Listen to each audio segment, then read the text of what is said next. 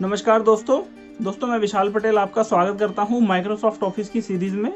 और आज हम अपने नेक्स्ट चैप्टर के बारे में बात करेंगे, यानी कि चैप्टर नंबर 7। लेकिन वीडियो शुरू करने से पहले मैं आपसे कुछ कहना चाहता हूं।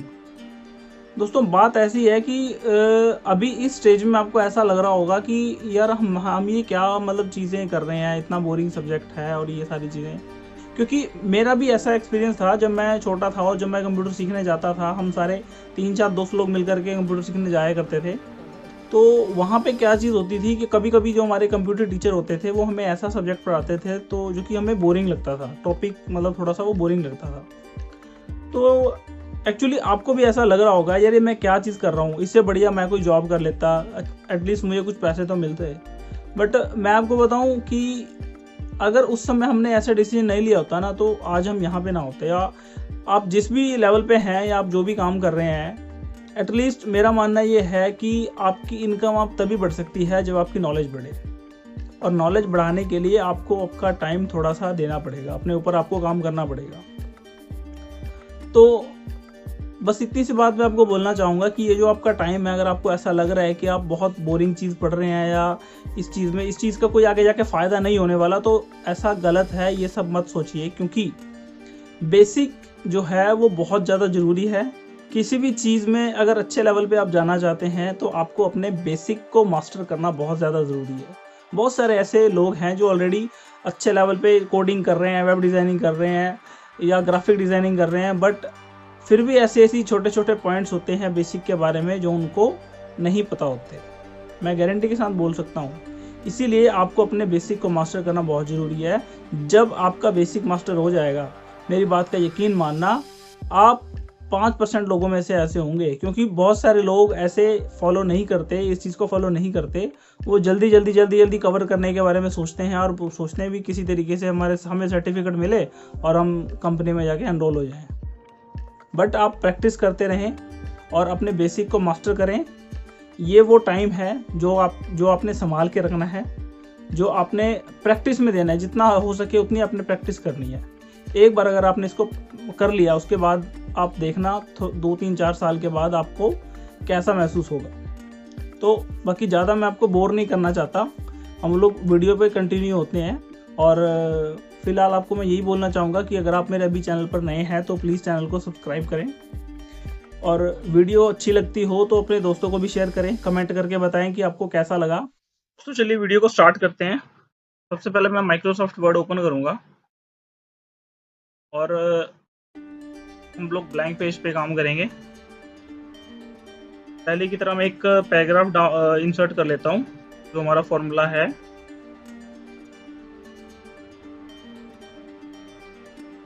ये लीजिए, अब ये पैराग्राफ इंसर्ट हो चुका है। अब हम चलते हैं डिज़ाइन टैब के पास। थोड़ा सा जूम कर देता हूँ ताकि आपको क्लियरली दिखाई दे।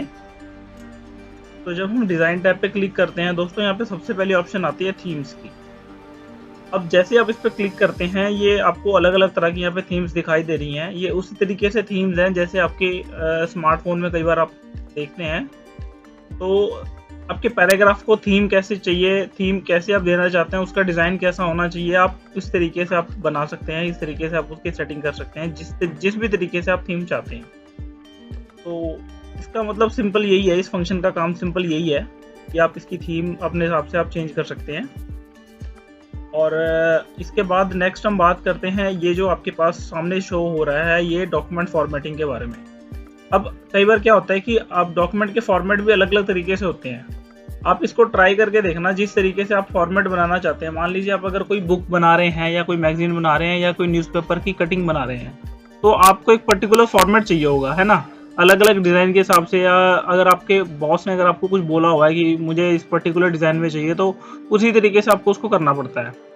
अदरवाइज आप अपने हिसाब से आप उसको करते हैं जैसे आपको ठीक लगता है।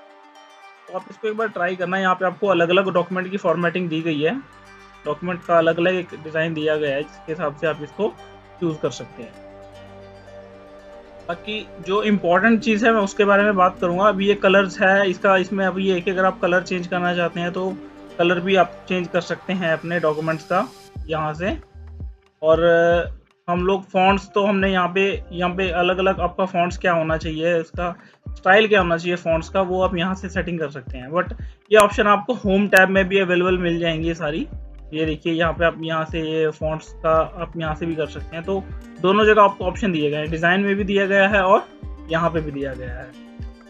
अब हम बात करते हैं ये सबसे पहले ये पैराग्राफ स्पेसिंग के बारे में। तो पैराग्राफ स्पेसिंग क्या है कि अगर आप मान लीजिए अगर आप चाहते हैं कि आपके पैराग्राफ में कुछ एक्स्ट्रा स्पेसिंग मिले, जैसे या तो वो थोड़ा सा टाइट होना चाहिए या फिर थोड़ा सा खुला होना चाहिए, तो उसके अकॉर्डिंग आप जैसे आपको ठीक लगता है आप अपने अकॉर्डिंग आप इसको कर सकते हैं।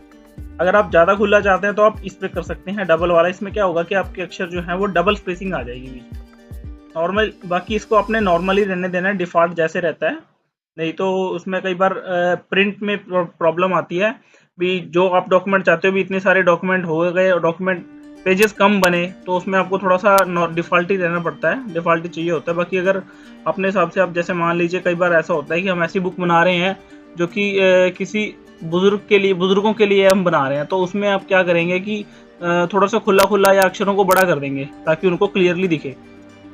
तो अपने हिसाब से आप इसको कर सकते हैं। बाकी आपके पास बहुत सारे ऑप्शन इन्होंने दिए हुए हैं।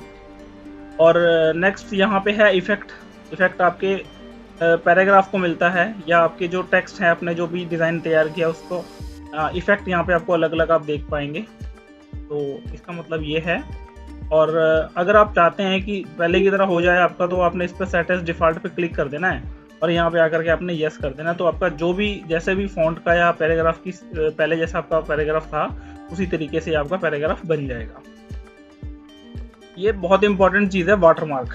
अब कई बार क्या होता है कि आपने देखा होगा बहुत सारे ऐसे होते हैं कि भी अगर आप क्वेश्चन पेपर बना रहे हैं या अगर आप कोई ऐसा पेपर बना रहे हैं जो कि बहुत ही ज़्यादा कॉन्फिडेंशियल है, बहुत ही ज़्यादा ज़रूरी है, तो अगर आप चाहेंगे कि उसकी कोई डुप्लीकेट कॉपी ना कर ले, जैसे लेटर हेड होता है। लेटर हेड क्या होता है कि किसी पर्टिकुलर कंपनी का वो बहुत इंपॉर्टेंट डॉक्यूमेंट होता है, उस पर वो सिर्फ एक मतलब चुनिंदा लोगों के पास ही वो आपको डॉक्यूमेंट मिलता है। तो वो डॉक्यूमेंट आप बनाने के लिए आप इसका इस्तेमाल कर सकते हैं। आप यहाँ पे वाटरमार्क की जगह आप अपने कंपनी का नाम भी लिख सकते हैं। तो सबसे पहले तो मैं आपको ये बताऊंगा कि ये जो कुछ सैंपल इन्होंने दिए हुए हैं आप किसी का भी यूज़ कर सकते हैं। मान लीजिए मैंने ये वाला यूज़ किया है, तो यहाँ पे आपके डॉक्यूमेंट के बीच में ये यहाँ पे लिखा हुआ आ जाएगा डू नॉट कॉपी का जो पेज है, पेज के बीच में ये आ जाएगा।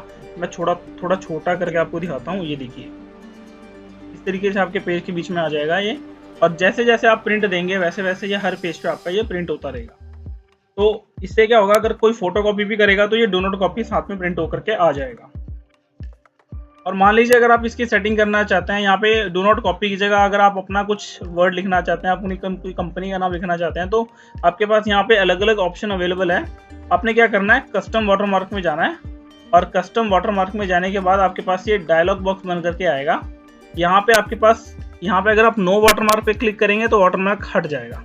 बट अगर आप पिक्चर वाटरमार्क पे करेंगे तो आप पिक्चर यहाँ से बना सकते हैं। टेक्स्ट वाटरमार्क पे करेंगे तो आप टेक्स्ट बना सकते हैं।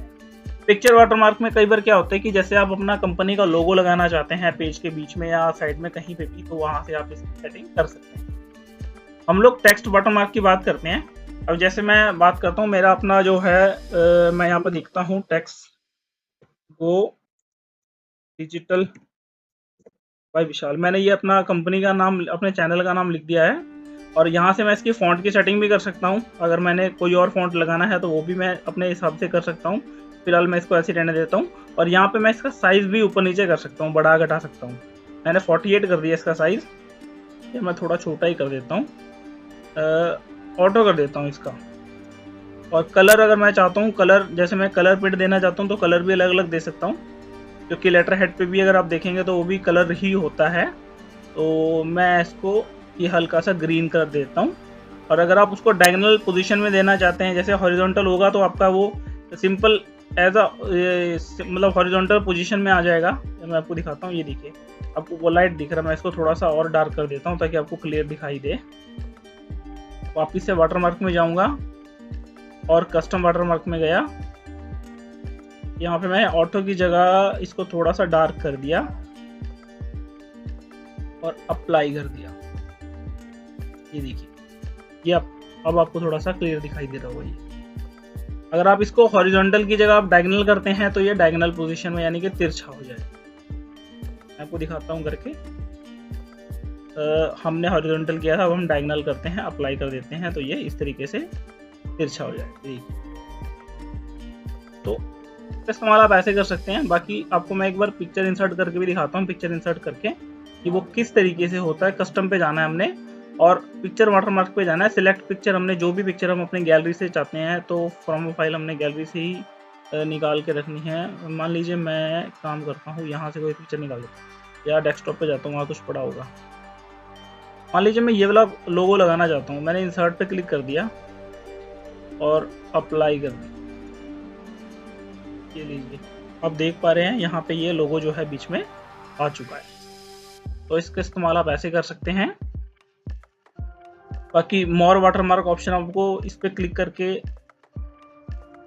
नो ऑनलाइन, इसमें कोई अभी ऑनलाइन अवेलेबल नहीं है। अगर आपका जैसे ऑनलाइन कोई हो तो हो सकता है आपके पास जैसे वर्ड का कोई और वर्जन हो तो उसमें ये मिल सकते हैं आपको।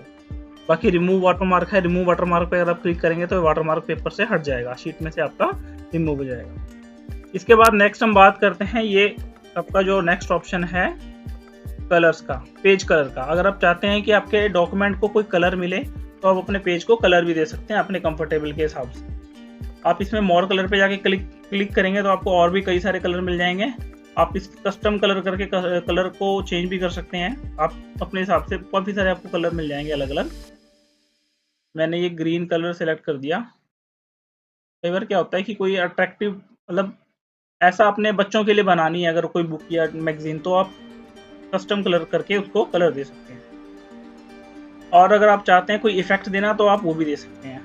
अलग अलग तरह के आपको यहाँ पे इफेक्ट मिल जाएंगे। अगर आप टेक्सचर देना चाहते हैं वो भी मिल जाएगा, पैटर्न मिल जाएगा, या कोई पिक्चर आप देना चाहते हैं तो वो भी मिल जाएगी। आप एक बार इसको ट्राई करना। मेरा ये मानना है कि जब आप खुद से ट्राई करेंगे तभी आपको आएगा। और मैं तभी हर वीडियो में अपनी ये बात ज़रूर बोलता हूँ कि आप जो भी कर रहे हैं, आप ये सिर्फ वीडियो देखने से नहीं होगा। अगर आप इसको बार बार ट्राई करेंगे तभी आपको ये चीज़ आएगी। तो यहाँ तक आई होप आपको क्लियर है ये सब। तो नेक्स्ट हम बात करते हैं पेज बॉर्डर के बारे में।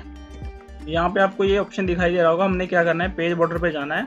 आप चाहते हैं कि आपके पेज को बॉर्डर मिले तो आप इस वाले ऑप्शन से पेज को बॉर्डर भी सेटिंग कर सकते हैं। हम सबसे पहले तो बॉर्डर पे आएंगे और हम चाहेंगे कि अब हमारा जो डॉटेड वाला है ये वाला सिलेक्ट हो जाए, और इसको हम क्या करते हैं, ऑटोमेटिक की जगह हम कोई कलर दे देते हैं। हम उसको क्या करते हैं, ये डार्क रेड ये वाला कलर दे दिया हमने इसको। और इसकी मोटाई भी अगर हम बढ़ाना चाहते हैं तो यहाँ से हम इसको बढ़ा सकते हैं। फिलहाल मैं इसको ऐसे ही रहने देता हूँ। मैंने ओके कर दिया। ओके करने के बाद अगर आप देखेंगे तो ये जो मैंने टेक्स्ट सिलेक्ट किया था वहाँ पे इसका बॉर्डर लग गया है। अगर मैं चाहता हूँ पूरे पेज पे लगे तो मैं पूरे पेज पे भी लगा सकता हूँ। एक सेकेंड,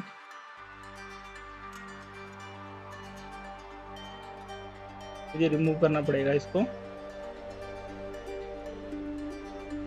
बॉक्स पे क्लिक किया और कलर मैं इसको एक काम करता हूँ, मैं ये वाला देता हूँ। ये वाला बॉर्डर मुझे अच्छा लग रहा है। और होल डॉक्यूमेंट पे क्लिक कर दिया। होल डॉक्यूमेंट पे करने से आपको पूरे डॉक्यूमेंट के ऊपर मिल जाएगा। मैंने ओके किया तो ये देखिए ये आपका बॉर्डर आ चुका। तो आई होप मेरी दी गई जानकारी आपको समझ में आई होगी, मेरे सारे पॉइंट्स आपको समझ में आए होंगे। लेकिन फिर भी अगर आपको कोई डाउट है या अगर आपका कोई सवाल है तो मुझे आप कमेंट बॉक्स में डालें। मैं आपके कमेंट्स को पढ़ के उसका जवाब ज़रूर दूंगा। और उम्मीद करता हूँ मेरी सारी दी गई इन्फॉर्मेशन आपको, छोटी से छोटी नॉलेज भी आपको समझ में आ रही है। और प्लीज़ आप वीडियो को सब्सक्राइब करें, चैनल को, और अपने दोस्तों को भी शेयर करें। आपका सपोर्ट की इस समय हमें पूरी ज़रूरत है और चैनल को ग्रो करने में आपका पूरा सपोर्ट मुझे चाहिए। तो प्लीज़ मुझे सपोर्ट करें। Thank you so much. मिलेंगे एक और इन्फॉर्मेटिव वीडियो के साथ।